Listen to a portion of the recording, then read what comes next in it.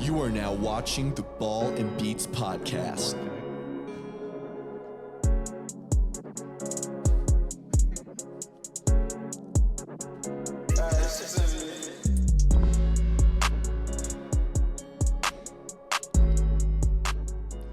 Hello, everybody, and welcome back here to another episode of the Ball N Beatz Podcast, episode 134. Joined alongside me today, Spencer, of course. We got Anthony Krushka back as well with us today. Boys, how we doing? I'm doing great.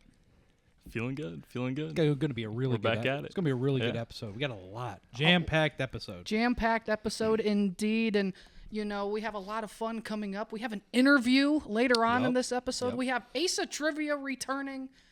Got some NFL prospect breakdowns as well. But, of course, we got to start it off.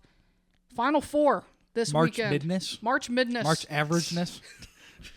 Definitely has been chalkness. Definitely has been March averageness for sure when it comes to, you know, Cinderella stories this season. But the best rises to the crop. The cream rises to the crop, as they say, and it has happened. It's the first time since 2008 all one seeds will be in the Final Four. It's actually the second time in history, and of course, the last time was also in San Antonio as well, with Kansas, Memphis, North Carolina, UCLA that year, and we have it again. Auburn, Florida, Duke, and Houston. Guys, how do you feel about all these teams? It's going to be an exciting games. I know that we didn't have any like Cinderella stories, which sucks. You know, you don't have an 11 seed NC State like last year, or a 15 seed St. Peter's or something like that. But we're going to have the best basketball games available. I mean, we're getting all one seeds, which means these are the best teams in the country. A Florida versus Auburn, an all SEC game. That's going to be really, really fun. And then Duke versus Houston. Duke, in my opinion, is the favorite. I really think the Blue Devils are going to get it done. You know, Houston's very, very good defensively. They put a lot of pressure on you. I just think Duke's going to overcome that. Cooper Flagg is one of one, and he's going to be playing on his home court in San Antonio. So him and Wembanyama next year. Okay. I was like, yeah, because the NBA wants to do that. No, I'm really excited for these games, to be completely honest. These are going to be great games. I'm looking forward to both of them. Yeah, same here. I think the people who say that, you know, this tournament wasn't a good tournament, I think that's just not true. I think, obviously you want to see Cinderella stories. You want to see teams that maybe you've never heard of make a run, or, you know, you've heard of them, but they're not supposed to make a run. But I think, you know, really when it comes down to it, we just want to see good basketball. You know, that's what I kind of kept saying. Like, I'd watch it with my family, and they're like, "Hey, who you rooting for?" And it's just like, "Hey, I just want to see good basketball at this point." You know, especially when, you know, like I'm a Michigan guy. They dropped out in the Sweet 16 there, and it's like, well, yeah, now I just kind of want to see good basketball, and I think we're going to see that, especially in the Final Four here. We're seeing, like you guys are saying, it's all one seeds, and they're going to be really good matchups for sure. Yeah, I really want to dive into this specific game first. Duke-Houston, to me, that's the matchup, I think, because you've got Houston, the best defensive team in the country, and it's not close, most physical team in the country, up against the best player in Cooper Flagg in Duke. Con Knuppel, baller. Tyrese Proctor, also baller. You know, who has the edge in this one? You know, I got to go with the team that's been playing better, and it's got to be Duke for me. I picked Duke to win the tournament, you know, before we started, so I feel like I still have to roll with them. And to be honest, they haven't given me a reason not to believe in them. They've rolled every team they played. Like, it hasn't been close. They beat Alabama by 20, and Alabama is a very, very good basketball team. They did. Who put up over 110 points against BYU, who's, you know, that game was such a fun game to watch. I know it wasn't that close in the end, but like points on points on points. That game was really fun to watch. I really like this Duke team, but at the same time, it's like Houston. They're really good defensively. They've rolled into the, you know, through the Big 12, and in this tournament, they've played well. You know, it took a last-second shot against Purdue, but sometimes it doesn't matter. And at the end of the day, if you win by 2 or if you win by 20, you still win. Survive, advance, and march, and that's what it's all about. I'm going to pick Duke to win against Houston, just because I think that the Blue Devils, this team, even when Cooper Flagg isn't playing good, is still unbelievable. But I would not be shocked if Houston won. I wouldn't be shocked if all four of these teams, any of them won. I don't, to me, it's the fact that we're starting over. It's all 1 seeds, and now it's when, these are the real games. These are the most important games, and I'm really excited to see what happens in that game, and as well as the Florida-Auburn game as well. That's going to be a really fun game to watch, too. Anthony, who wins between Duke and Houston? I'm going to go with Duke as well. Kind of like what Spencer was saying. They haven't given me a reason to pick against them, and I'll kind of speak on Cooper Flagg too for a second. I think it's the same for him. He hasn't given me a reason to believe that he's not the top player in college basketball right now, and that he's not going to be the number 1 pick going to the NBA. So I think, just off Cooper Flagg alone, I think just him being a freshman and turning into a leader that he is, I think it's been huge for Duke. And Houston, their defense is really tough. They play hard-nosed defense, and they're actually one of the most well-conditioned teams in the tournament. I think Duke's still got it. They're too big, and they're too talented.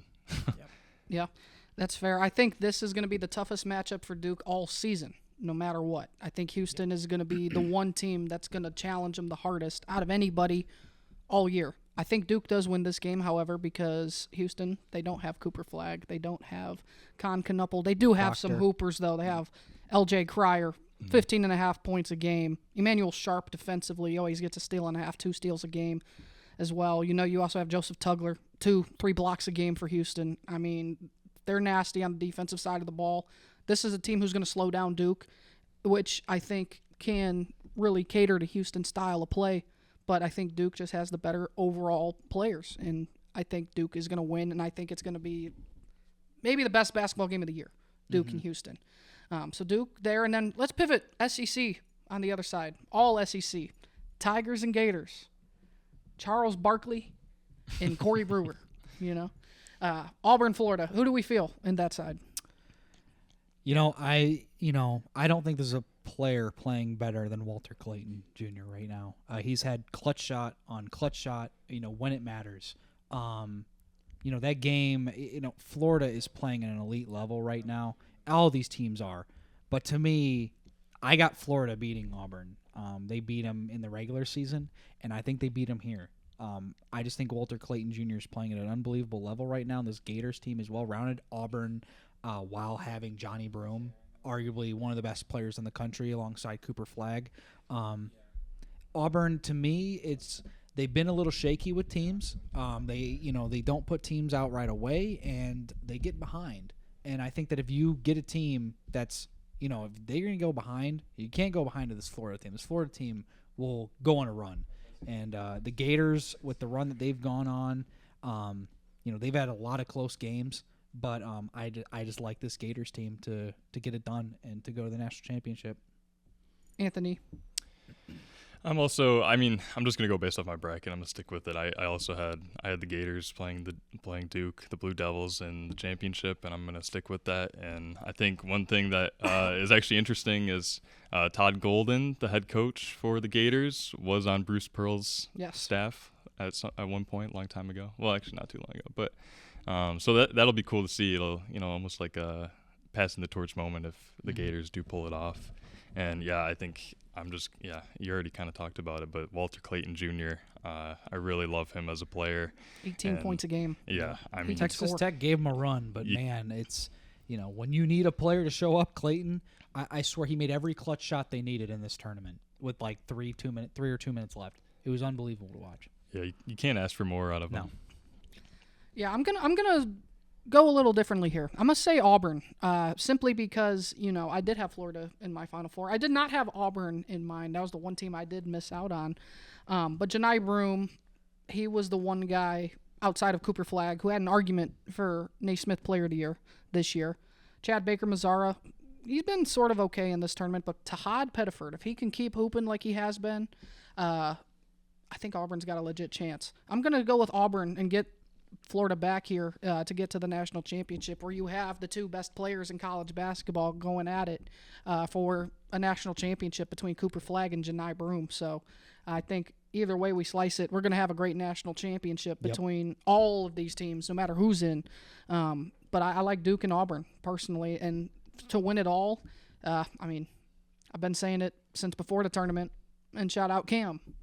One more time. We're going to say it right here. There's no shot Duke doesn't win a national championship. They haven't been in this point in a hot second. Yeah, they did make the Final Four a couple years ago. Haven't been since And 2015. they slayed that demon of Caleb Love in the Sweet 16 against Arizona, and they did in a big way. And this team's built for the moment. This Duke team, John Shire, he has led this program really since Coach K's now gone. And this program is here to stay, of course. It's Duke. Cooper Flagg, man, what a special talent. Duke's winning it all. Been saying it. I'm going to continue to push that narrative. Yeah, honestly, like I said, I wouldn't be surprised if any of these teams, won. All 4 of these teams are elite level teams, and they're all going to be great games. All 3 of them. The 2 Final Four games and the national championship will all be good. And going off what you said with Duke, I just think Duke's playing at an elite level right now. And I know all these teams are. Duke's just gone out and just butchered people. And the thing is with Duke, if they get out to a lead, they don't give it up. No. This team does not look back, and they just keep firing away and making shots. They're really physical, and Cooper Flagg is the best player in college basketball as a freshman. And it's, with Janai Broome, I would love to see that matchup, them one-on-one. That would be awesome to watch. I think with Florida's guard play, with Will Richard, and Walton Clayton Jr., I just think this team's just a little bit better than Auburn, but I wouldn't be surprised. Like I said, wouldn't be surprised if any of these teams won, but man, these are some great games. And I know it's no Cinderella, like you said. It doesn't matter. At the end of the day, you want the best basketball, and we are getting that for sure. For sure. Anthony? Yeah, it's really good basketball, and it's really good players. I also like another little tidbit is LJ Cryer with Houston. If Houston does win it all, he'd be the first player to win 2 national championships with 2 different teams. Oh, wow. So he won it with Baylor before. Here we go. So. Oh, I forgot. Forgot about him at Back Baylor. when Baylor was good. Davion Mitchell. Man, that was a special Baylor team. Really destroyed Gonzaga's plans that year. Yeah, for sure. Who wins it, Anthony? That was I'm going to have to go Duke, too. Duke. Yeah, it's got to be Duke. I mean, yeah, shout out Duke's Cameron gonna Fonstock. Duke's going to shout get out Cameron obliterated. Fonstock. Now Duke's going to get obliterated. There's no way a Duke doesn't do it. A clean sweep here on the panel, Cameron. I know you're watching. I told you to watch. You better be watching since you can't be here today. Duke, automatic fill-in, pretty much, for a national champion. Yep. Yeah. There's no way shot. they don't lose. There's just no way. Just no chance. I would, like I said, I would bet the house. I'd bet the car. I'd bet the kids. Duke's winning it all. Oh, they're going to get obliterated. Watch. They're going to lose by like 25 to Houston. Houston's going to hold them to like 42 points. LJ Cryer's going to put up like 30 points, and it's going to. He's going to pull a Mark Sears close. against BYU. Yeah. Just doesn't miss a single shot. No, that's not happening. Yeah, just hoist the banner already at Cameron Indoor down there in Durham. You might as well enjoy it, Duke. I already see Cam at the parade as we speak. Yep. I see it in my head right Durham. now. Yep. But yeah, congrats, Duke, on a national championship already, predetermined. Yeah, good job. Absolutely. Well, that's going to wrap up this segment here. When we come back from break, we got an interview. Ooh. A fun interview. Yes. A returning guest, the first ever returning guest to the Ball N Beatz podcast. And, well, we're going to dive into the talks of NIL, transfer portal, and more. All that and more coming back from break. Don't go anywhere. You're watching the Ball N Beatz podcast.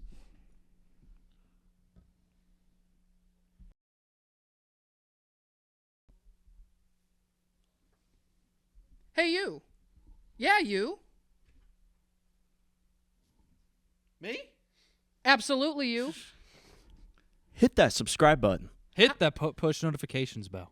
How are you guys not subscribed yet? It's free. I mean, what are we doing here? Like, We don't force you to pay to watch this elite content we bring to you on a weekly basis. So subscribe. You should also follow the social media down below and watch on Spotify too. You might as well follow on both. We have 2 different platforms for you to follow us on, so you might as well do so. Double the beats, double the ball, double the trouble. if you don't do it, your favorite football team is going to go 0-17 next year. Just like my team will. back to the show.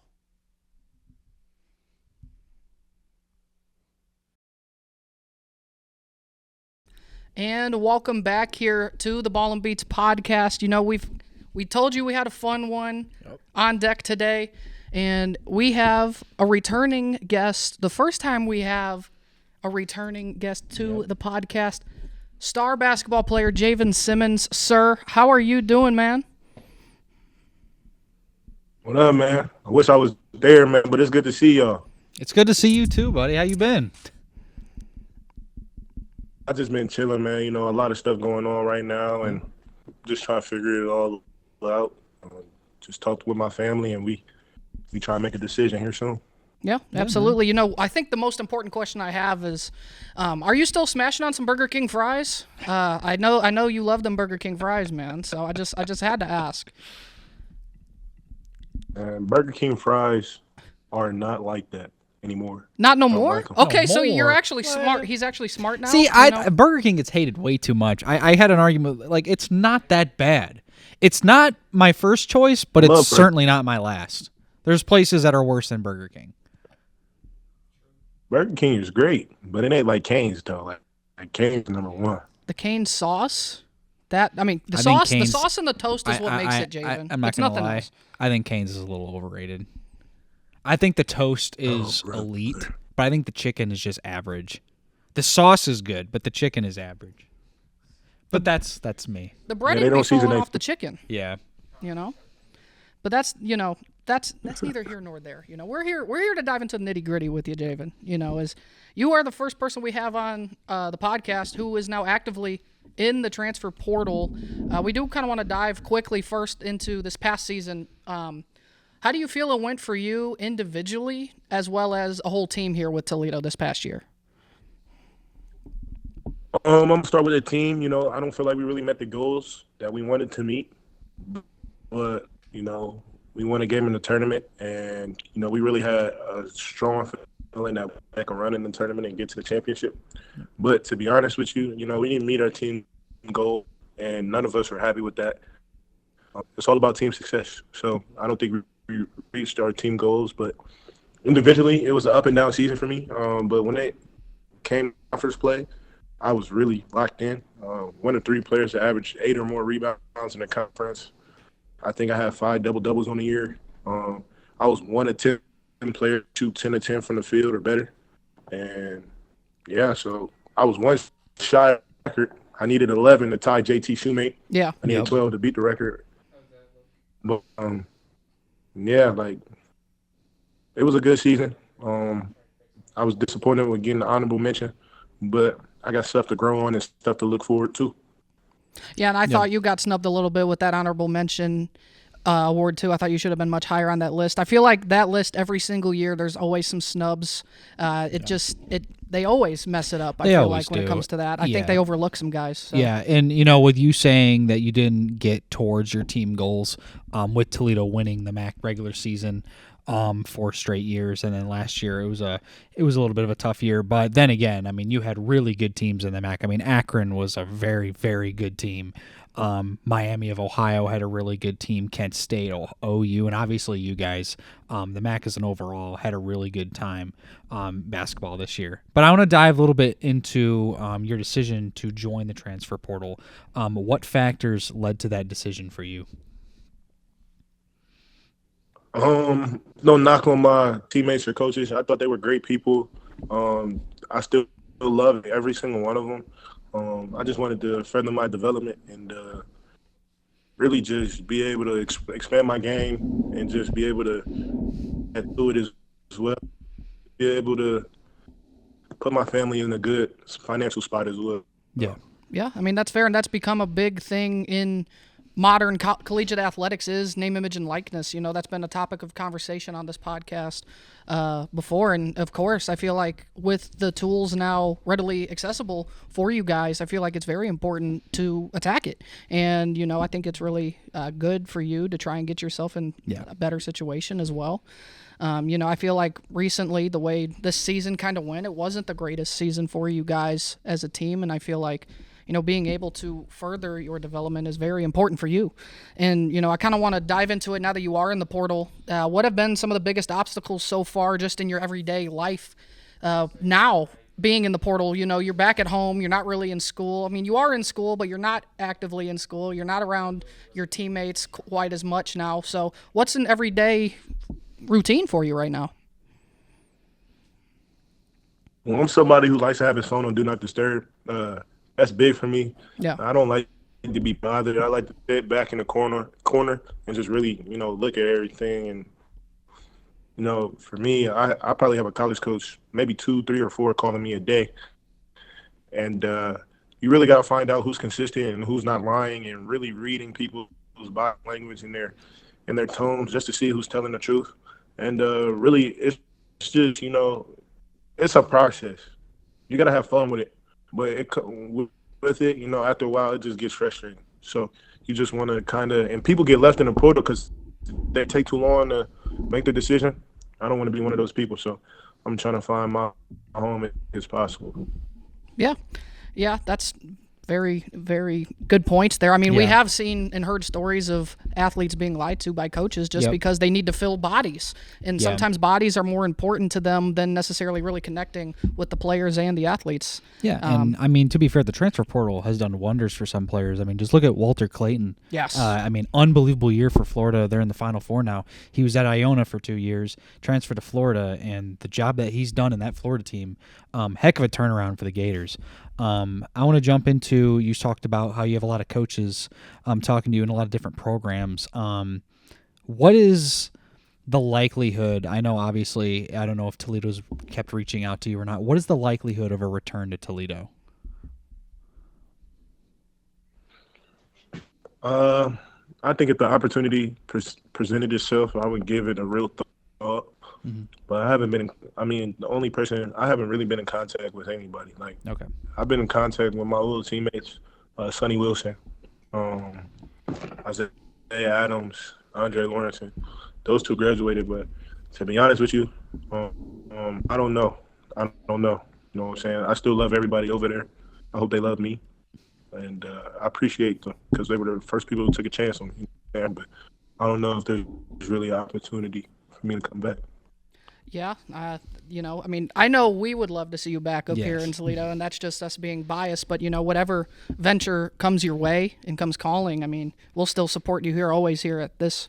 You got to do what's best for yourself and what's best for your family. That's the most important part. And a part of that, I feel like what's the most important thing that you're looking for in your next venture?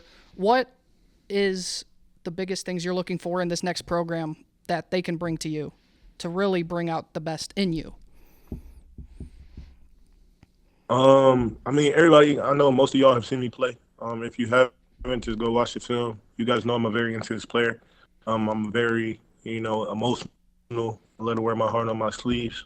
Yeah. And I just need to be that. I just need to be that emotional leader wherever I go. And I promise you they're going to get the best out of me regardless.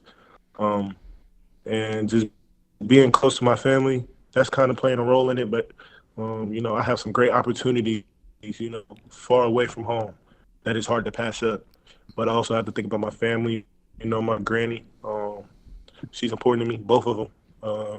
So I really, if she can come see my games, then that's going to play a factor. But like I said, I got really good opportunities, a long way away from home, and I'm looking into those as well. Yeah, I quickly want to ask this. You've been in the portal now just for – quote unquote, they say since the 24th of March, but you kind of announced around that time frame. How far along this process are you? How close are you to making a decision? I would say I'm pretty close. It's getting down to that time where you need to start finding a home soon. You don't want to be in here too long because, you're going to get out of, people wanting you to people needing you, just to fill a roster spot. And if a coach gives me a chance to compete for playing time, that's all I care about. I just want to compete. And if I'm going to go to a place that's not going to give me an opportunity to compete, then I probably won't end up going there. But I'm getting close. Yeah. How many schools have reached out to you, schools or coaches? I'd probably say in between 20 and 40. You know, some people reach out to my agent. Some people reach out to me. I know I've probably had like 20 schools reach out to me. I don't know how many have reached out to my agent. And some have dropped out. Some have, been strong and persistent. So, just taking account into everything and reading who wants me and who doesn't. And that's really playing a factor. And this is also big. I'm not just going to school. My family is going to school too. You know what I'm saying? Because they need to make sure I feel safe. Yeah. And make sure that, they can be able to be there for me. So. Yeah. What does a phone call with a coach? Obviously, with coaches, it depends on how long they contact you, how often they contact you. What does a normal phone call persist on? They're going to ask you, how your day was, what are your values, why do you want to play for them, and they really going to fill you out as a person. Not a good person. Obviously a lot of people lie to get to where they want to get to. Absolutely. But you got to just be authentic in your true self. You know what I'm saying? Don't lie to no coaches, just keep it real. Yeah. Yeah, that's very important.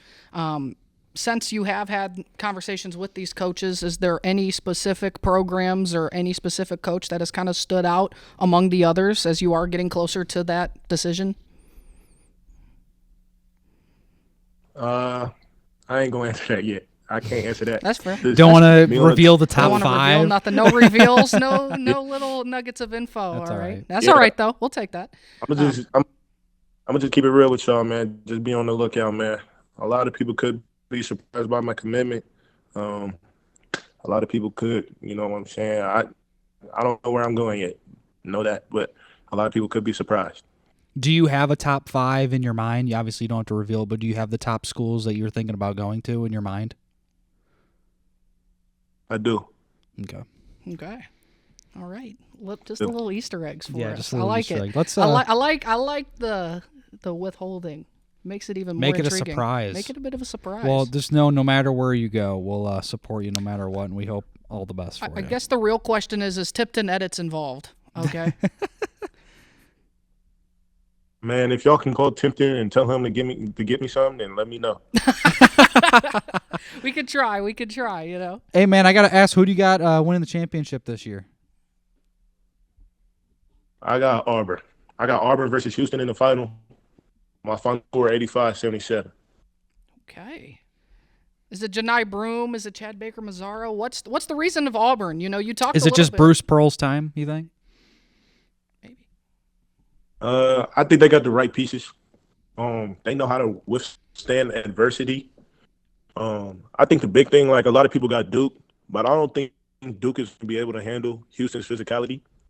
Trust me, I played them this year.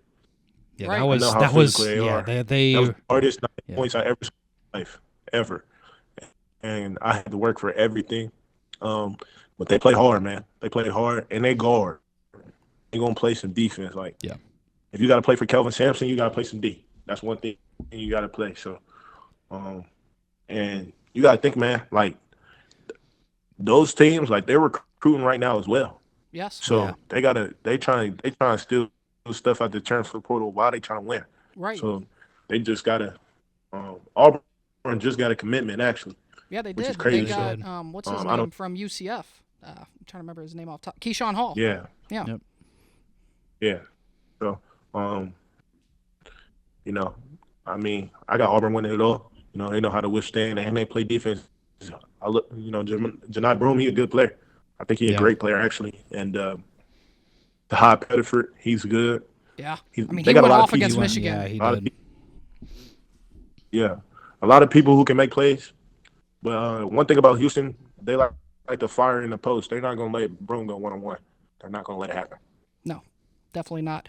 I think both of us here, we have Duke winning it all, simply because, Cooper Flagg and Con Knuppel, they're really good. They didn't have a close game at all, and they're into the Final Four. They obliterated Alabama, and they've just been on a tear. But obviously, with it being all 4-1s, these are the best teams in the country. Yes. And I think that's going to be the most interesting thing. Is we talked about it a week ago.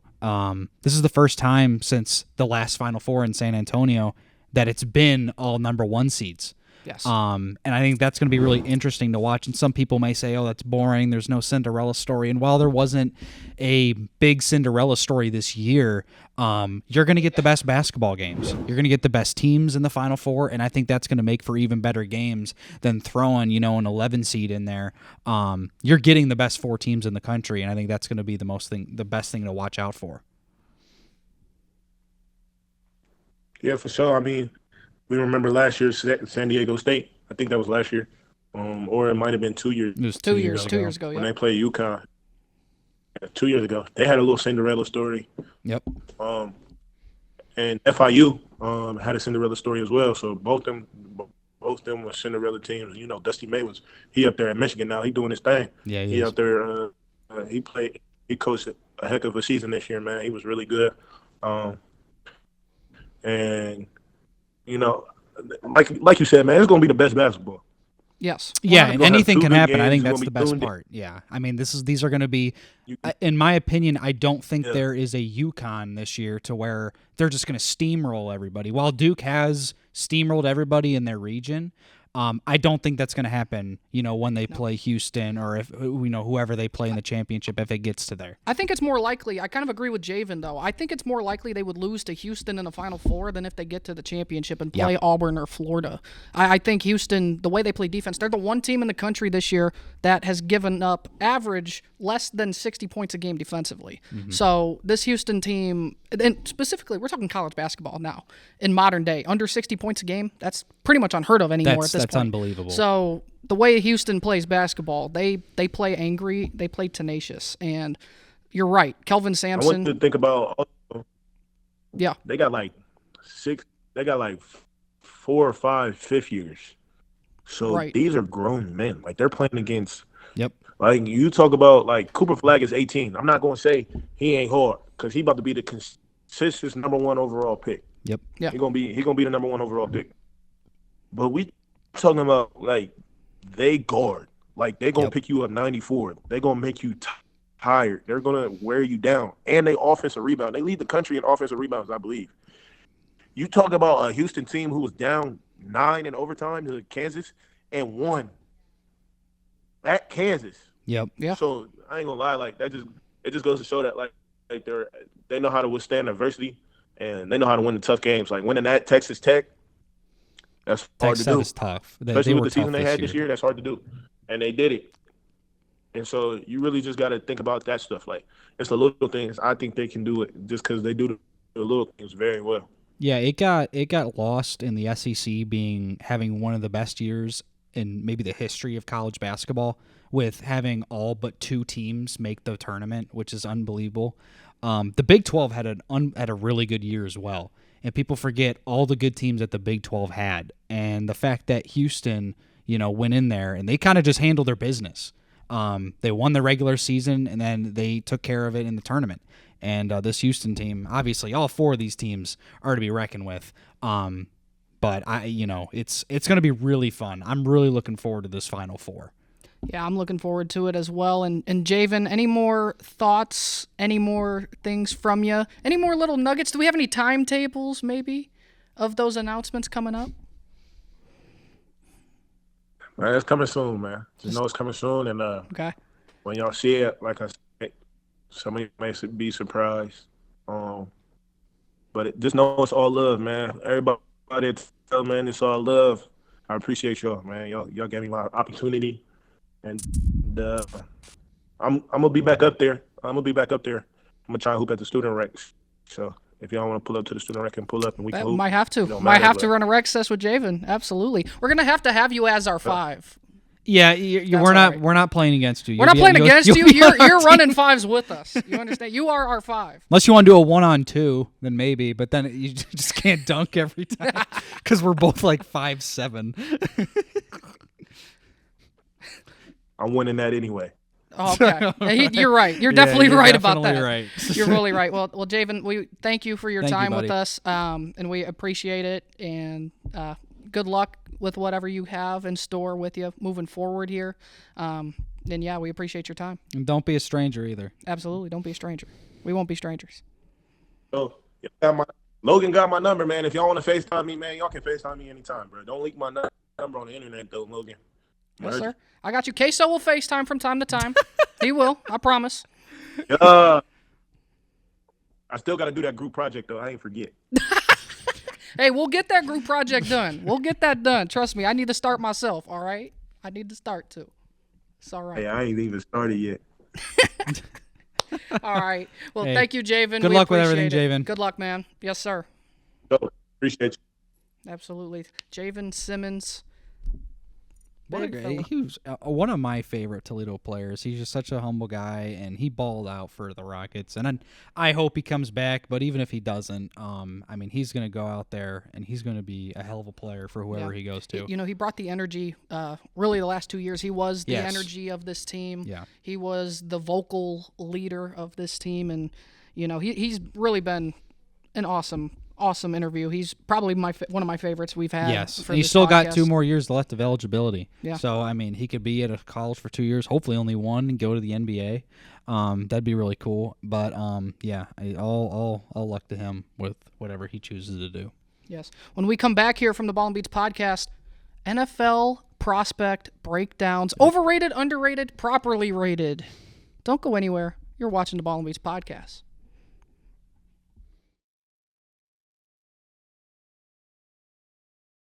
All right, Hey, why have you not subscribed to Ball N Beatz? If you don't, me and Miss Piggy will come after you. So why don't you go after yourself, and why don't you subscribe already? Because this is ridiculous. What are you doing? Subscribe, push notification bell, like, go listen to us on Spotify and Apple Music. If you don't, I will send the Muppets after you, and you don't want me to do that. Fozzie Bear is not a very nice guy if you make him mad. Patrick Mahomes. Patrick Mahomes. what Kermit said, subscribe to the podcast, and I don't know what this is, but this is staying. Back to the show.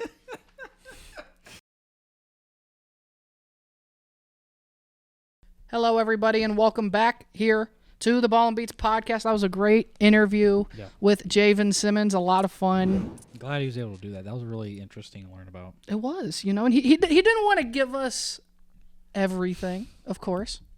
Keep an eye out to see his decision. Go get him, Diebler. He's in your backyard. He is in the backyard, but you know, Javan, we love you here on the podcast. You know, just we kind of mentioned it before. His energy that he's always brought to everything. He's been a great guy, emotional player, and those are the best players. They are guys that play with their emotions, and they're the best. Yes, so. They are. Well, we're pivoting the conversation now. In a couple weeks, the NFL draft is back. Month of April, my favorite time as a fan because my team always sucks and we're always in a good spot to get a quote-unquote great player. So it makes it more fun for me. We're here. We did this video on TikTok a while back, 2 years ago. We did overrated, underrated, properly rated prospects in the draft class for 2023, but we're going to bring it here this year on the podcast here. All offensive positions. We're going to start off with the quarterbacks. Spencer, you've got the quarterbacks. Yep. Overrated, underrated, properly rated, Cam Ward. Cam Ward to me is properly rated. He's the number 1 pick, so he can't really be underrated. And I don't think he's overrated. He had a really good year at Miami. And I honestly, with him going to the Titans, most likely at number 1, I really like his style of play. He's a mobile quarterback, and I think that he's going to learn a lot in that system.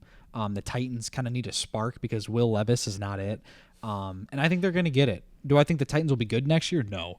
But I think that with adding Cam Ward to that offense for being that quarterback, I think they're going to be a lot better next year than they were this year. I think like 6-7 wins probably. So I think Cam Ward's properly rated. Overrated, underrated, properly rated, Shadur Sanders. To Prime me, time. Shadur Sanders is overrated. He's not a leader, in my opinion. How this dude takes his stats more seriously than wins. He's taking sacks more than throwing the ball away. He tries to only throw to the open guys because he doesn't want to lower his completion percentage, and that's not going to win you football games in the NFL. I don't think he's going to be. I think he's going to be a solid quarterback in the league, but I don't think he's going to be a star quarterback in this league. So, congrats on being drafted to Cleveland. I think he's actually underrated. It's not me trying to buy into the idea that Shedeur might be the Cleveland Browns quarterback moving forward, but I think that Shedeur is a little underrated because I think he has the best touch out of any quarterback in this draft class. I think he's a better leader than people give him credit for because, you never hear stories about outside the game that he hasn't. I think it's just the He cockiness. threw his offensive line under the bus. He did throw his offensive line under the bus. You talk to his teammates, though, all of his teammates love him, even his offensive line.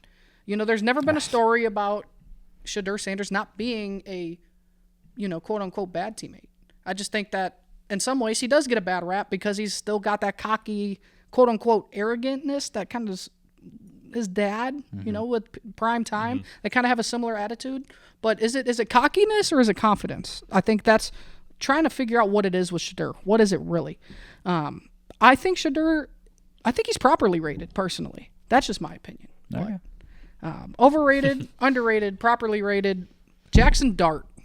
I properly rated. To me, it's another one of these Lane Kiffin quarterbacks like Matt Corral, if you remember him, that do nothing in the league. He's a great system quarterback that Lane Kiffin, it was fit with Lane Kiffin, had a great high flying offense, but it doesn't translate to the NFL.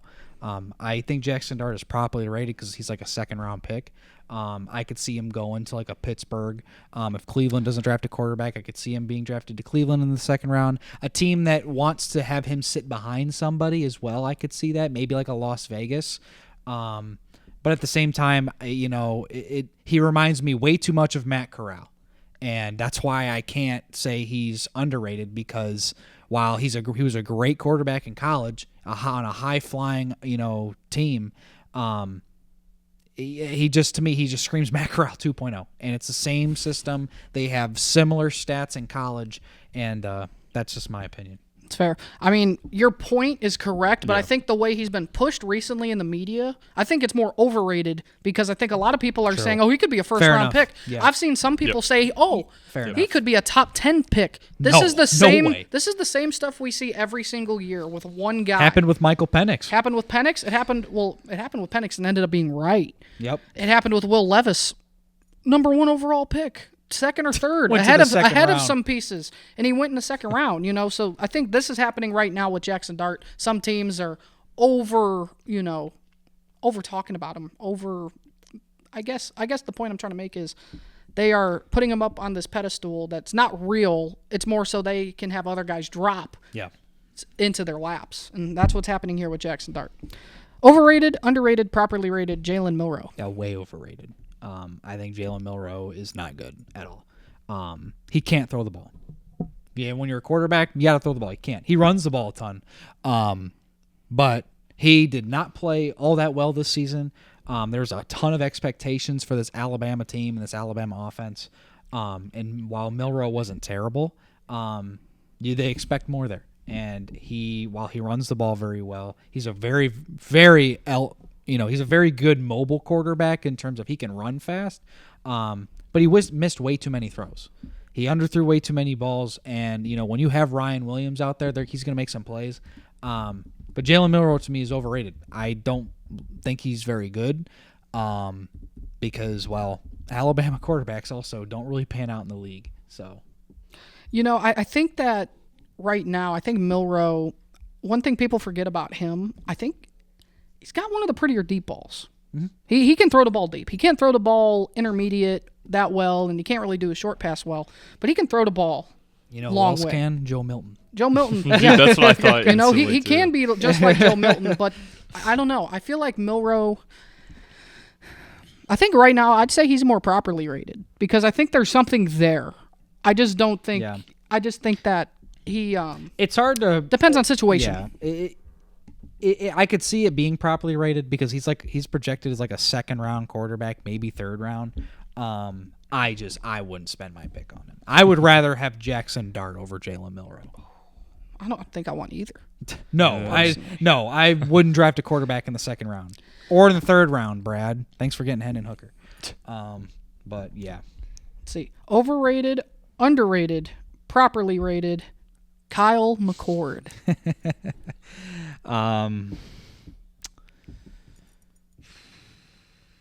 It's the last quarterback. Properly rated.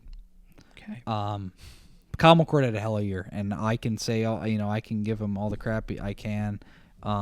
He made some plays at Ohio State, and he also didn't make some plays at Ohio State, but he went to Syracuse, and he had a phenomenal year with the Orange.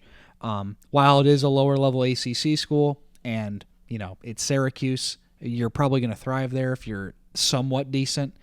I got to give him credit. He had a hell of a year. He's not going to be an NFL quarterback, though. No. Because NFL talent is on Ohio State. NFL talent is who he played against in Ohio State. And, if you put any pressure on him, he folds. If you blitz him at all, he folds. He also is very inaccurate with some of his passes. At Ohio State, at Syracuse, he was completely different. And maybe that changed who he is. Maybe he's a completely different quarterback now and gets drafted in the 3rd or 4th round and pops off. Who knows? I wouldn't take him. I know he had the most passing yards in college football. But to me, it's the fact that, Syracuse just threw the ball a lot, and it's a great system that he was in. But I don't think Kyle McCord is going to be an NFL quarterback. Yeah, Okay. it's definitely like a perspective thing, right? Like any of these guys, if they end up becoming one of those guys that a household name or something like that, they actually make a name for themselves. And it's like, yeah, well, maybe they were underrated, but And maybe transferring was a good thing. Joe Burrow, maybe it was. transferred from Ohio Yeah. State, went to LSU, had the best year of all time. I think the biggest thing when it comes down to how players are in the NFL, 80% of it is team and system. 20% is already what they bring. The rest is, I think people fail to realize and forget, it's not always just the player and how they are. I think it's system, vast majority of the time. Because sometimes you may draft a guy who really doesn't fit your system to begin with, so he doesn't play as good. And I feel like for a lot of these guys, they're not always put in the best situations early on in their careers. Kenny Pickett, Pittsburgh, he shouldn't have started early on in Pittsburgh. Now, I'm not saying anything in Cleveland's going to be anything better, but some guys, they shouldn't start right away. No. There's such a short window, specifically at the quarterback position anymore, Jalen, where you have to be good. Josh Rosen, 1 year, and year later, they draft Kyler Murray number 1 overall.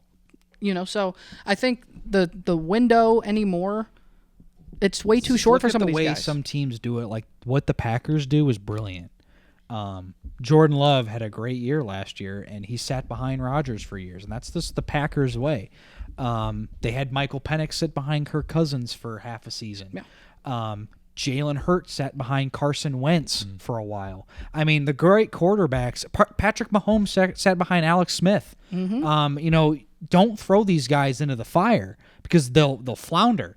I think it's really good to have a veteran guy, and more teams are going this route to where sit behind him, learn from him, and then when it's your time, you're going to thrive because you know what you're getting yourself into. Yes, absolutely. Let's pivot positions here. We're going to wide receivers now. Anthony, you're in charge of the wide receivers. Overrated, underrated, properly rated. I guess this guy, he's more than just a wide receiver, isn't he? Travis Hunter. I'm gonna go. It's perfectly rated for Travis Hunter, I think. He was the Heisman winner, so can't really be underrated if you win the Heisman. I think it is what it is. But yeah, I think maybe the Browns can get him. I guess we'll have to see in a couple weeks based off this Ball and Beats mock draft. That'd we'll be have pretty to see. exciting. That's I think right. so. Yeah. But yeah, the question will be, is he staying at wide receiver? Is he gonna go to defense? What do you think he's better at? I guess. I don't know. I think I like him at wide receiver. I do too. Yeah. Over time, I feel like I've liked him more as a wide receiver. Yeah. Early on, I used to say better corner. Same. But the more I watch wide receiver, he's really he's so gifted. elusive, and he's a quick guy. He can run, an out route, a go route, slant, anything.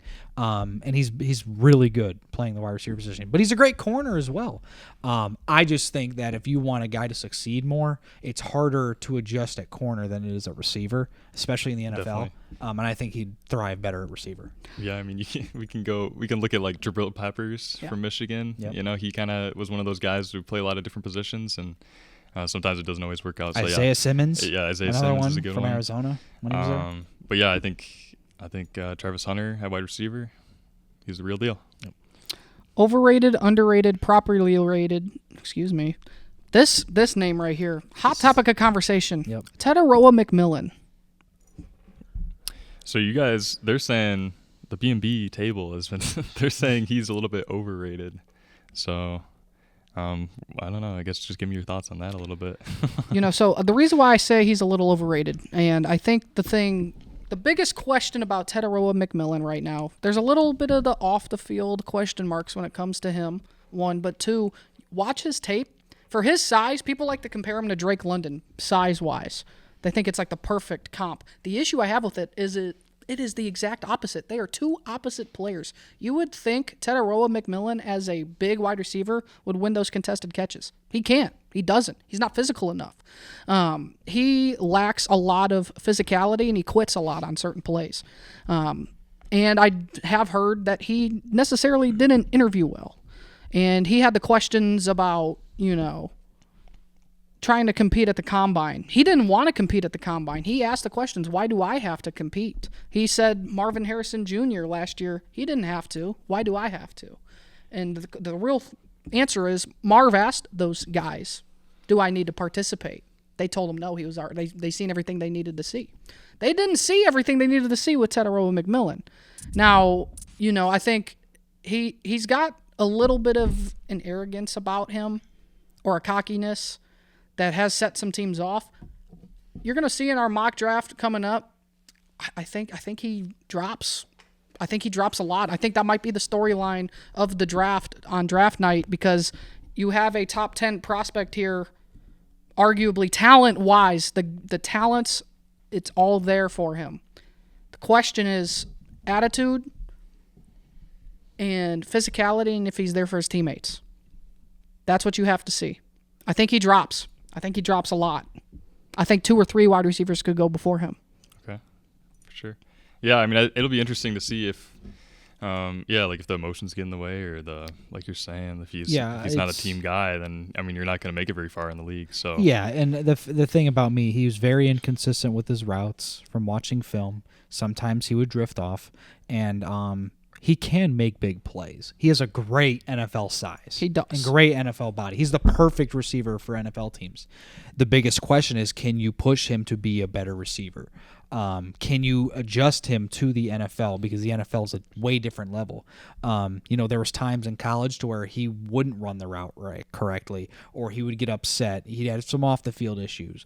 But I'm going to be completely honest, some of the best players of all time had off-the-field issues. Randy Moss had a ton of off-the-field issues. He turned out to be a superstar. And more recently, Jalen Carter had a lot of issues off the field at Georgia. He dropped to the Eagles, and now he's one of the best defensive tackles in the league. So the big thing is, I wouldn't put too much into if they're a scumbag. If you can win me football games and you're a talented player, I don't care what you do off the court or off the field, as long as you don't do anything way too crazy. Right. I think a lot of the other questions, though, with him is the on the field, because he seems to quit in his route. He seems to quit a lot during the game. Like if he's not getting the ball, coached. Arizona was ass last year. That's true. Arizona was bad. Because that's what I was about to say. When you're 3-6, 3-7, who cares? Like when he gets to the NFL, his mentality is going to change. There's no way it doesn't. He's not going to go in thinking, he's like all this. Maybe he does. Coaches will shut that down right away and say, you need to go to work. And I think that's the biggest thing. This is a guy that's a work in progress. He's either going to be a superstar or he's going to be a John Ross. Or a Kevin White. There's no in between. And it's going to be really interesting to see. Yeah, I mean, hopefully, as soon as he steps foot at training camp, hopefully they straighten him out. And, obviously, I'm not going to hate on anybody. I like to see him succeed and make a name for himself in the NFL, for sure. Let's run through overrated, underrated, properly rated, Luther Burden.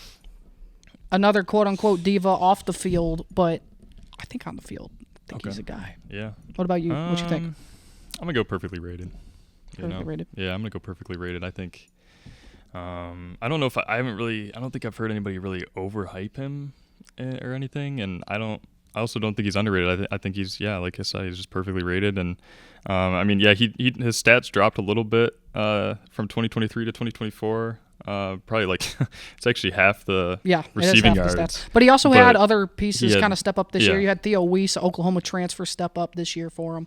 You had other pieces as well. So, I mean, Missouri, they had guys this year. It was kind of all around for them. I personally have Luther Burden as the number 1 receiver in this draft class, I think. Talent-wise, I think he's better than everybody else on the board.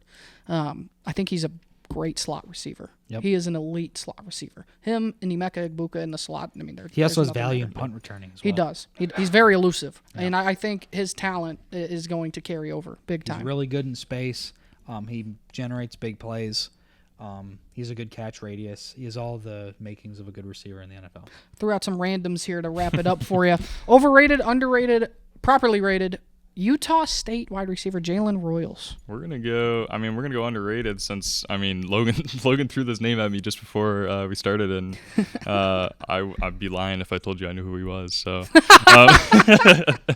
but just looking at his combine, he ran a 4.42 40, and just off that, you can. And he's got like we said, he's got the NFL body, 6 foot, 205. I don't know. I haven't really seen him play much, but I'm gonna say he's underrated. I haven't really heard of him, so I'm, hopefully he makes his way up the draft boards. Sneaky second round pick, Yeah. second, third round pick right there. Another one I have here. Same thing. Ty Felton. Ty Felton, man, Maryland. underrated. Also Maryland underrated. Terrapin. Yeah. Over almost 1,200 receiving yards this season and 9 touchdowns. Looks like you can make some big plays too. His longest touchdown was 75-yard touchdown. So I'm gonna go underrated. Move to the running backs here. Overrated, underrated, properly rated. Of course, the beast himself, Ashton Genty. Properly rated. I think he's going to be a star in the NFL.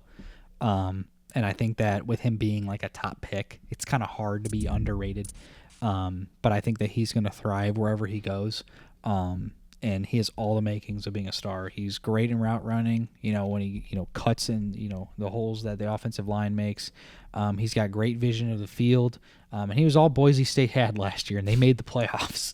So he can carry a team on his back if needed. Overrated, underrated, properly rated. Omarion Hampton, North Carolina running back. Underrated. Very underrated. I've been put on to Omarion Hampton recently.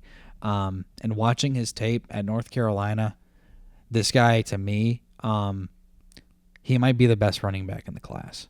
I think he might be better than Genty in the long run, to be completely honest with you. Could be. He could be. He's been recently mocked really high. Yep. He's been rising a ton. He's been rising a ton. Expect this kid to be a top 15 pick. Putting that out there right now. A lot of people wouldn't have thought that coming into this, but he's going in the first round. 100%. Overrated, underrated, properly rated, Buckeye, Travion Henderson. Properly rated. I think he's going to be a solid NFL running back. Sometimes he doesn't have a great field vision sometimes, but he's a power back. He's really elusive. He's got a good amount of speed, but he's not great at reading the field sometimes. Overrated, underrated, properly rated, Caleb Johnson. Underrated. This is a guy not a lot of people know because he played at Iowa and he was on their offense. But Caleb Johnson was a great factor for the Hawkeyes. And I really think that he will be I think he'll be better than Henderson, to be honest with you. I love Caleb Johnson. He's the best power back in this draft class, in my he's opinion. going to be a great power back. He reminds me a ton of Nick Chubb. He's got a lot of Nick Chubb in him. When Chubb was good, but Sneaky. He's got sneaky speed, breakaway Yes. speed. Once he's out in open field, you can't get him. Yep. Just because of his size, you wouldn't think so. Yep. Overrated, underrated, properly rated. Last one here, Quinshon Judkins.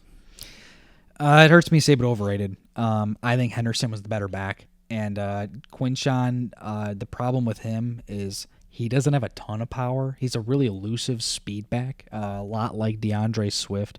But the problem is when he wouldn't have great field vision. Kind of like Henderson. Neither of these backs, but the good thing the offensive line made such big holes when they needed to that he was able to find them. But Judkins, to me, is a little overrated. I think he has a little more power than you give him credit. I think he actually ran bigger. I think when you look at Henderson and Judkins at Ohio State, I feel like you would have thought Henderson was the power back and Judkins was the speed back. I think it was more the opposite. Really? I think Judkins was more the power back because he used to run through them holes. He used to boom. And then Henderson, he's the speed back. You get, the screen pass against Texas. Wide open. Boom. Yep. Did against Oregon. Wide open. Boom. Running all the way to the end zone. So I think Henderson's more the speed back between the two. Yeah, he's going to be probably about a second-round pick. I think he'll be a solid NFL back. Will he be better than Travion Henderson? I don't know. But I think both of them will be solid backs in the NFL. They both have different characteristics and different strengths. Gotcha. Quickly, we'll do tight ends as well.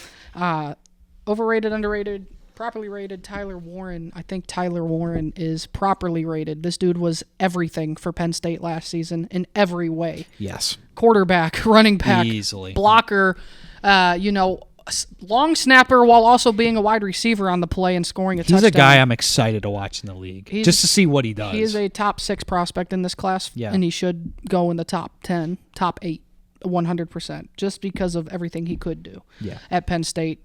Overrated, underrated, properly rated. Colston Loveland, the Michigan tight end.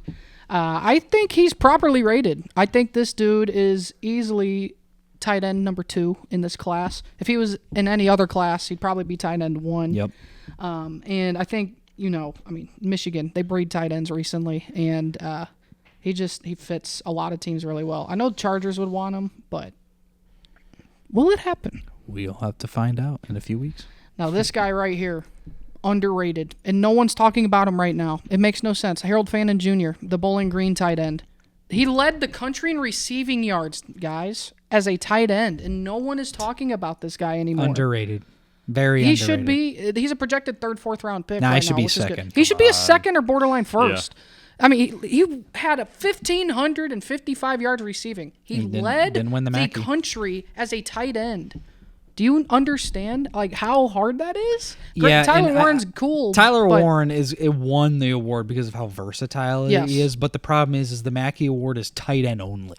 It is. That's the best tight end, and that was, in my opinion, Harold Fannin Jr. When you have the most receiving yards in the country as a tight end from a MAC school, yeah, of course. Why wouldn't it be? I think Tyler Warren might be the better overall tight end. But Harold Fannin Jr. not winning the Mackey Award was unbelievable, and I felt bad for him. Even as a Toledo fan, I love MAC guys, and I want to see MAC guys, get the spotlight and stuff. Yeah. And I hope Harold Fannin Jr., I hope a team in the second round takes a shot on him because I think he can be a very good NFL tight end. 2 more guys I have on this list. I think both are underrated tight ends in this draft class. I think this tight end class is really good. People kind of, I think, forgotten about it. Terrence Ferguson from Oregon. Great receiving tight end. He gives me like a poor man's Travis Kelce vibe, personally. He's got the same size. He moves the same way. How do you make an Airbnb? As Spencer's playing Airbnb commercials on this that podcast website now. was not ad But free. Terrence Ferguson, I think, is a very sneaky tight end who should go higher in the draft than I think some people will think. As well as Mason Taylor, the son of Jason Taylor, the Hall of Famer from the Dolphins, out of LSU. Another underrated tight end. I think he's a great blocker as well for a tight end position, and he's a great receiving one as well. Both of those guys deserve a lot more recognition than they're getting right now. So that's our breakdown there. We do have offensive linemen, but we'll save that for next week. Do the trenches. We'll do the trenches next week and the defensive The side of big the ball boys. next week. So that's going to wrap up this segment. When we come back, Asa Trivia returns. Can't wait. Some people say he's really out of this world. Do they? They do. I wonder where he's at. I wonder where he is. We'll have to see when we come back here from the Ball N Beatz Podcast. Do not go anywhere.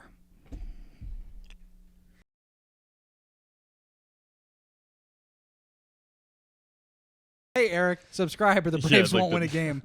They're going to get swept by the Marlins.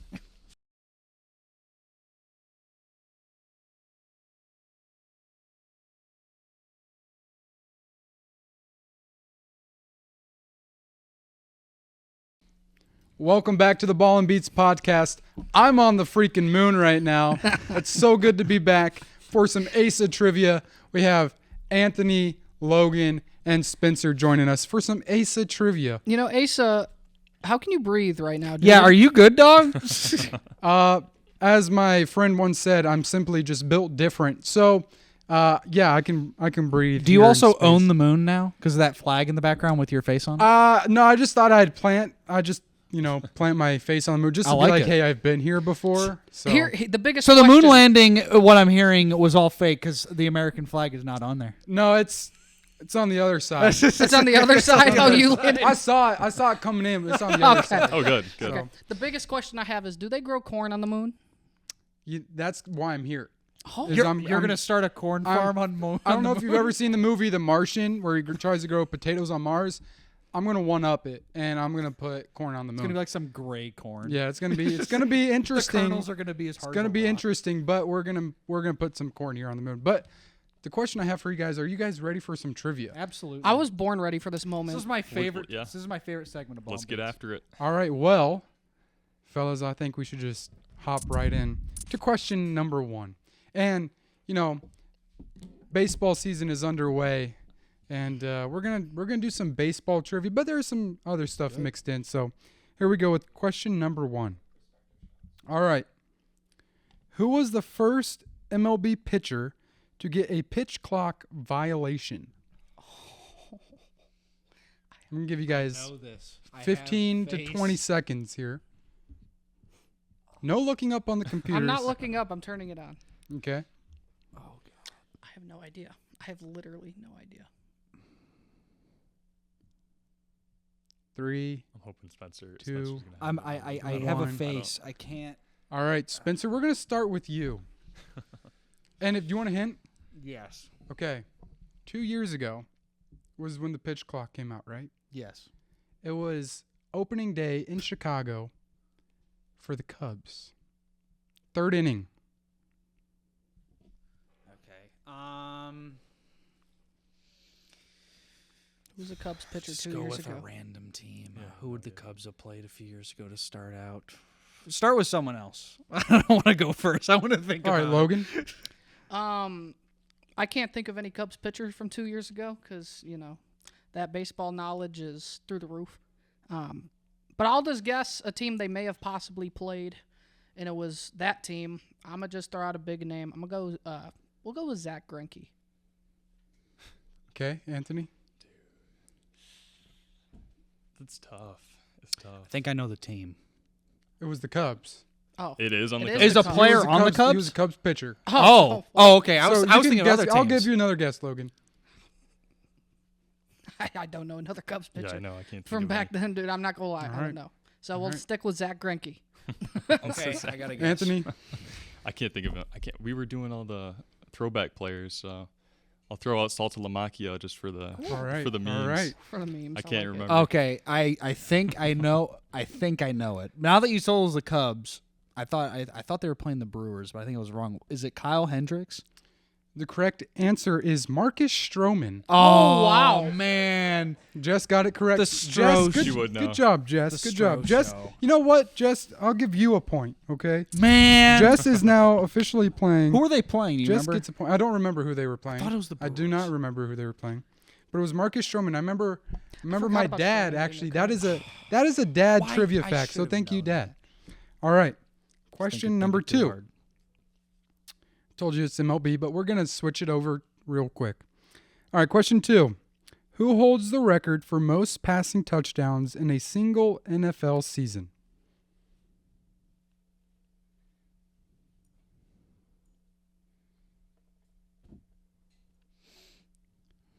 Three, 2, 1. Logan, we're going to start with you.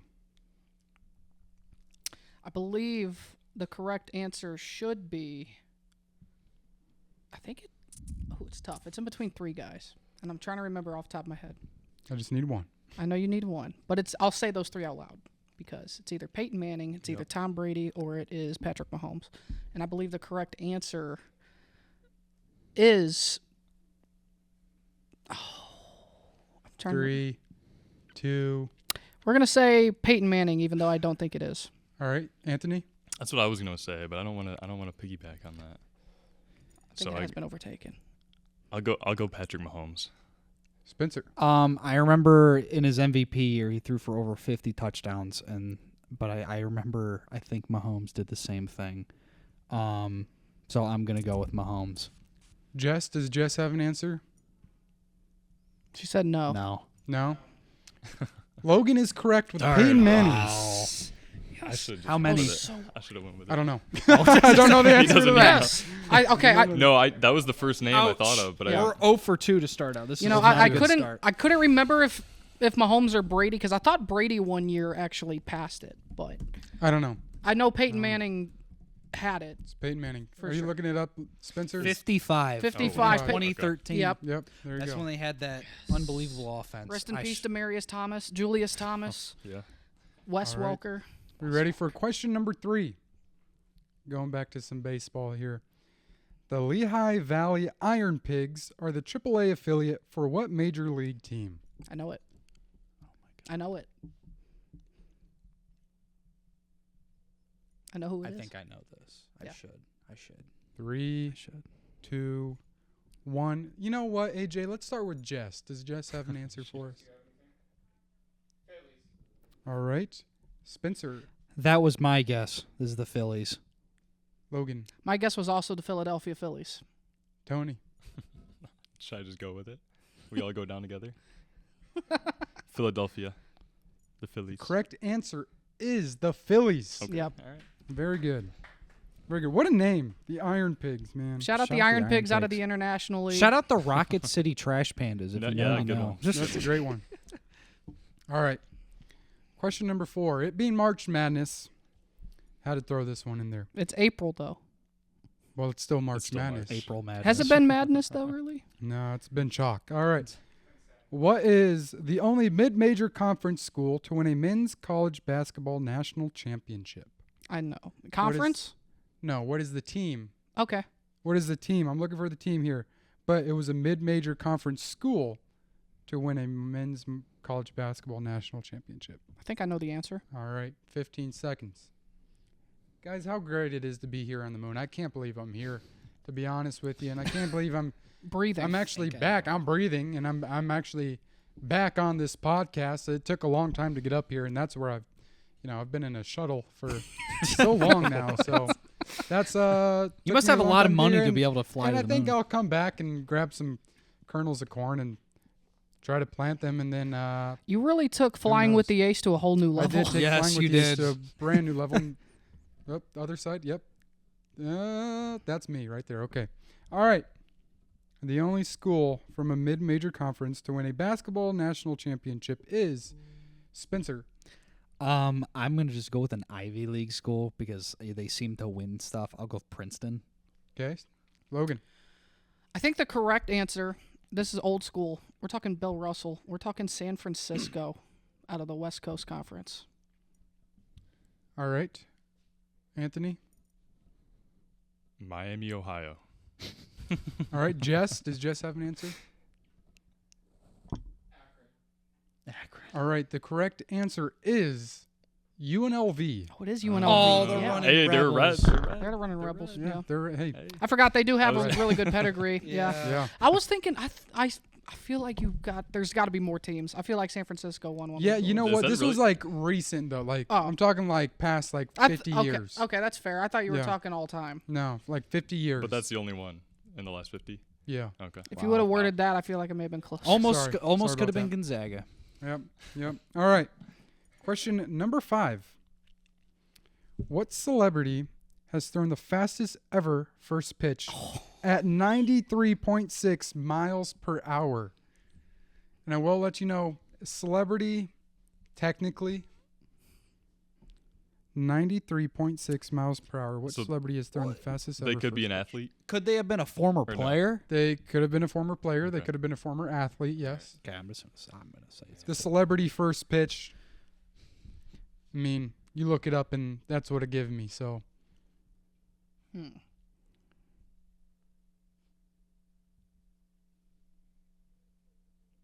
No idea. I know. You want a hint? I know. Yeah. former MLB player. Well, yeah, I that's what knew. figured. Yeah, I That's knew what I figured. that. I have a guess, but I don't. Yeah, bro. Ben Affleck's not throwing 93 points. I was wondering. You're saying Tom Hanks isn't Yeah. throwing You're- Guy 93 on the Fieri? black? You telling me Guy Fieri isn't? Yeah, dude. Guy Fieri. Who knows? I was throwing gas. He's got a wicked. He's throwing a dive, bro. He's throwing a diving, Dude, if it's- driving, and dive, bro. 50 Cents is one of the best of all time.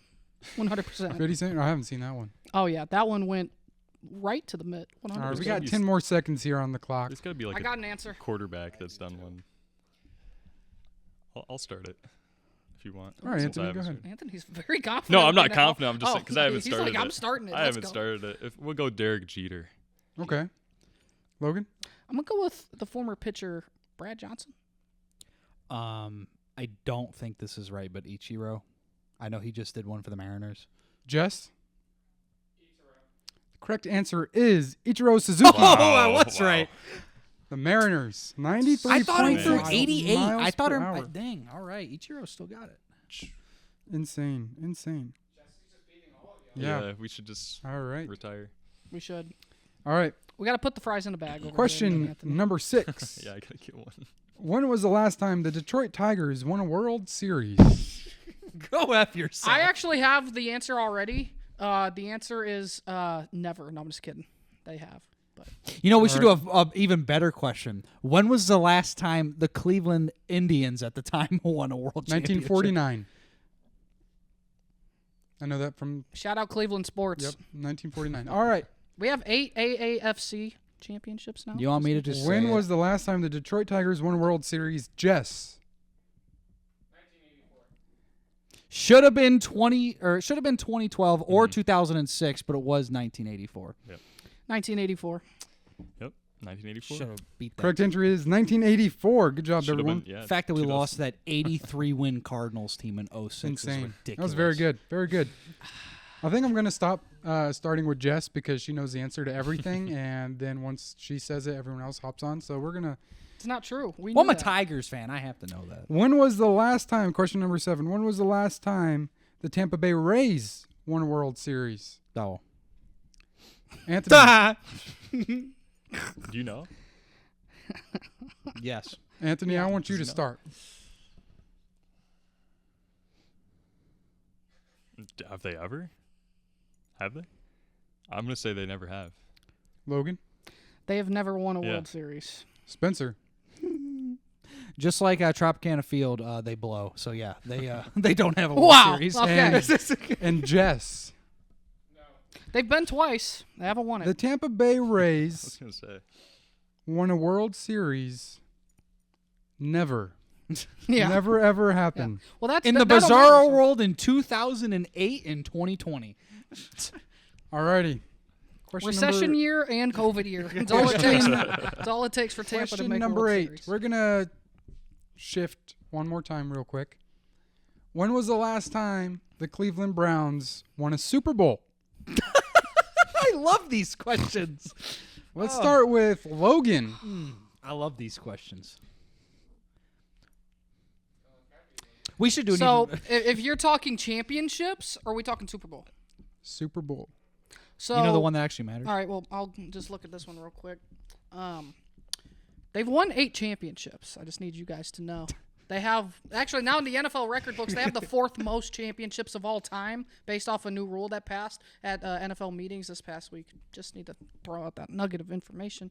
But yeah, we blow. We're Super Bowl. Never. Anthony. It's never happened. Jess. Never. And Spencer. I'm gonna be honest. I can't remember the last time they won a division. It's been a 1989. It's been yeah. That's it a was- good question, but that's the yeah. answer. 1989. Yeah. Shout out my oldest sister. She was just born. Yeah, they've never won a Super Bowl.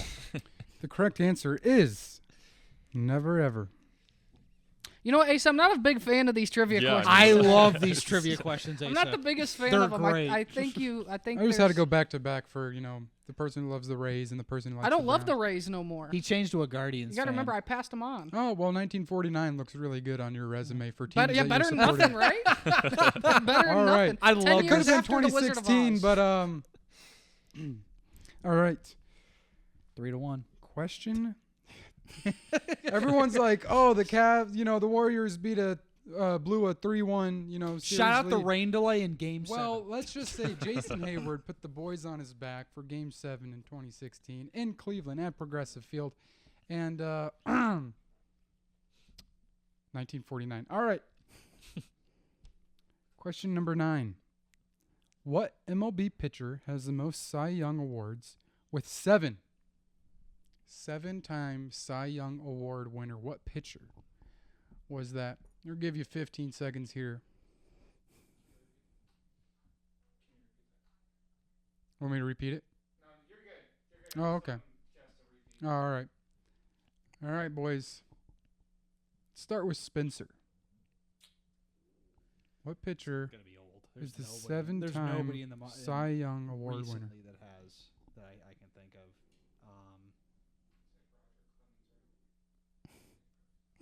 This man's just over Roger here being Clemens. loud.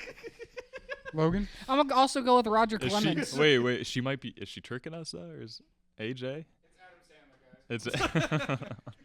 What did we say? Roger Clemens. Yeah. All right, we'll stay together. The correct answer is Roger Clemens. AJ, I'm going to need you to stop talking when Jess gives her answer until I say Jess. Yeah, the correct answer is Roger Clemens. Yeah, Jess is not going first again. She's on probation. Yeah, Jess is on probation for going first. All right. Question number 11. We're skipping 10 because 10 is a 3-point question. So we're going to skip question 10 and go right to question 11. What is it called in baseball when you throw a complete game in under 100 pitches? Oh crap! What is it called in baseball when you throw a complete game in under 100 pitches? 15 seconds. I know this.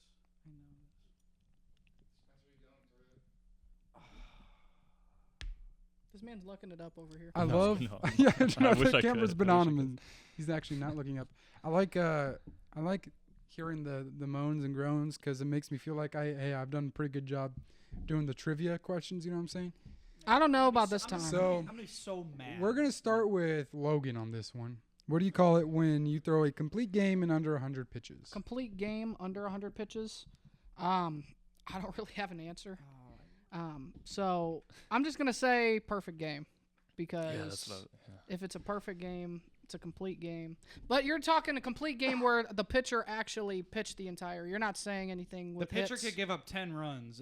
But he's Under 100 pitches. I have no answer, so I'm saying perfect game because it's just perfect. You know what I mean? Anthony? Tommy John surgery. Okay. That's actually probably Spencer? the best answer we'll have. I'm gonna be so mad when I don't get this. That's called a Phil Koch game. Shout out Phil Koch. All right, and Jess. The correct Dang answer it! is a Maddox Dude, that's like a. because let me tell you, Cubs legend, but also Braves Yeah. legend. Shout out Jess's husband. In 1995, Shout out World 07. Series winner Greg Maddux, incredible pitcher right there. Man, Gotta love a homegrown guy right there. All right, I'm so mad. and question number 10 for 3 points. I'm gonna give you guys some extra time on this. In order, what 3 U.S. cities have the most professional sports championships? I'm talking NFL, NBA, MLB, and NHL. I want them in order. And if you can give me the number. Now, you don't have to give me the number, but if you want to, you can. In order from Can we get a first score update real quick? from first to third. How has he made it this What long without passing 3 out without U.S. oxygen? cities have the most kinda wish he- I professional kinda wish he did sports with some of them championships? And this is NFL, combined. NBA, MLB, Okay. and NHL. I think I know the answer. But it's the order. I think I know You get the the order. order. I know the- I think I know the order. The order of cities? Yeah. And you can give me the order of the cities Mhm. and how many rings they have. Mhm. You get 3 points. I know it. All right. Spencer says he knows it, so let's go with Spencer first. You want me to go top down 1 through 3 or 3 to 1? You tell me what one you're going to do. Okay, number 3, I'm pretty sure, is Boston. Number 2 is Los Angeles. Number 1 is New York. All right, let me get that one more time. You said Number 3 is Boston. Number 2 is L.A. and number 1 is New York. all right. Logan? I think you have the right 3. I just think you have the order a little wrong. I think you have L.A. at 3, Boston at 2, and New York at 1. You said L.A., Boston, New York? Yeah. All right, Anthony? So at 1. Well, what's the? Yeah, okay. I'm gonna go. Let's go. Boston 1, New York 2, LA 3. Jess?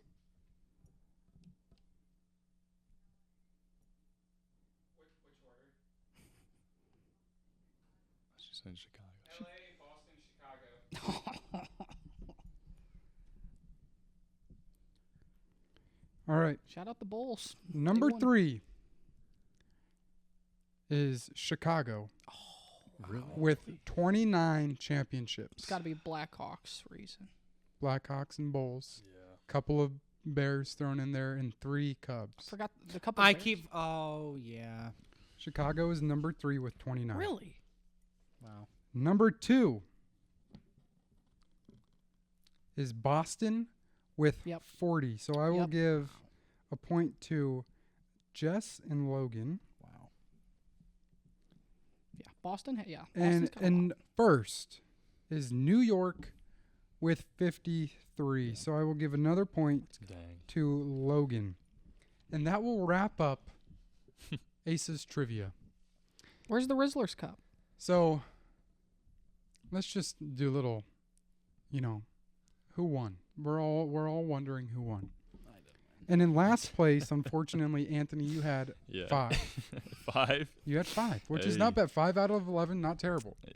Not, it's not half, but it's not, It's the almost worst. there. We're You're- almost halfway. You know what? So mad For your about first that time, is this your Maddox first time on question, Aces dude. Trivia? It is. It is. You I know, had no for a idea. first time, that Yeah. is a great performance. Yeah, well, and I'm really Thank you. give it Thank up. you. Everyone, give it up for Anthony. Great to Give be it here. And in second place, third place. I can't breathe anymore. I'm losing it. We In know. third place with 6 points, Spencer. Spencer. Yeah, it's because you got more points 'Cause on you that get the- last yeah. question. Oh.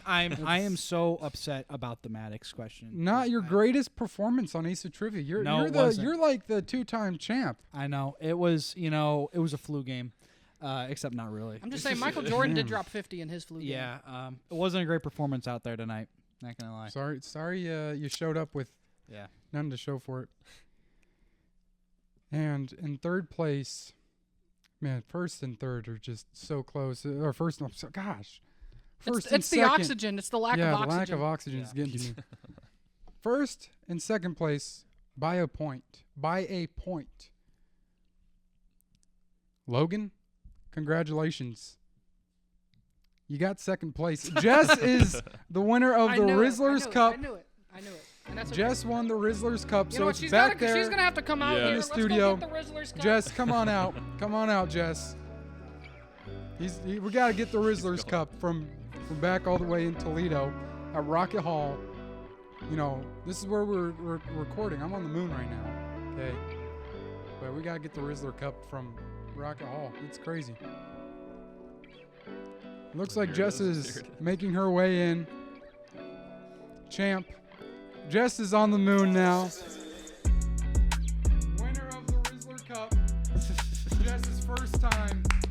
Jess, incredible job. Congratulations. Your baseball knowledge is out of this world. So good job, Jess. Just like you both are right now. Alrighty. Thank you guys so much for watching episode 134. 4. Episode 134 of the Ball N Beatz Podcast. That will wrap it up for this episode. Catch us on all streaming platforms. Watch us on YouTube. Thank you so much. God bless. Goodbye.